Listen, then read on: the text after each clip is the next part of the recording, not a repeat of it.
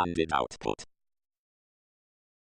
Hey guys, Shane here with Stranded Output. I'm here at BelFOSS in the Queens University in Belfast. We're here in the very swanky, I have to say, computer science building. I'm here with Jonny, who's been running the event for the past 2 years. 2 years. Yeah, I have to say, well done. It's really good. Like all the speakers have been really informative. And the surroundings are really cool. And yeah, pizza. We're showing off our new building. So we've only moved into the building during the summer. Prior to that, we were in a pretty old geology building that we used that last year. And so the origins of this whole thing go back to when I picked up a magazine. I picked up a Linux user magazine at one point and pulled off the Mandrake ISO CD. Same as myself. I think that's how we all got started. So I started on Mandrake and I moved on to SUSE after that, and then eventually Ubuntu. And I'm now on Linux Mint at the minute. So during those years working in Belfast as a sysadmin and a web developer, I attended 2 other conferences about 10 or 12 years ago.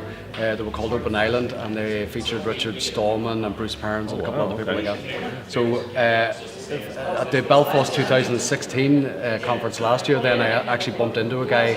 We started having a conversation, and it turns out that the guy who organised those original conferences was a neighbour of mine, actually lived in the same street as me in Newry.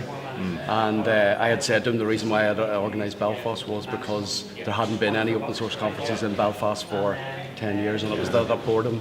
They're few and far between, in Ireland in general, I found. Yeah, well, I've been down to a few, so I've been open for business too, down at Dublin Castle during the winter there. Tim Willoughby's the organiser of that, he's upstairs at the minute.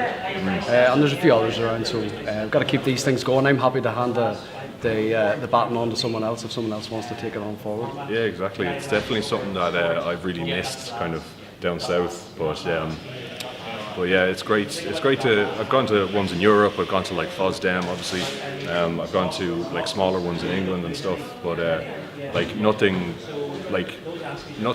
on this level of quality, kind of on the island of Ireland anywhere. Very good. Okay, I'll take that as a compliment. So the main thing about this, from the school's perspective, we're trying to give the message about free and open source software onto the student body, so that the students are aware of the skills that the companies require around Belfast. So we've seen a real boom the way that Dublin did 10 years ago. We're seeing that sort of boom in Belfast now, and there's an awful lot of companies out there that need skills in Linux and other open source software tools. Yeah, well, just from my own perspective, I don't actually work in any sort of open source arena. It's something I've always been interested in, so I always make my way to these events whenever I can. I just have to do it. As I see one coming up, I have to come. Well, another event that I can tell you about as well is with this guy Brian that I bumped into last year.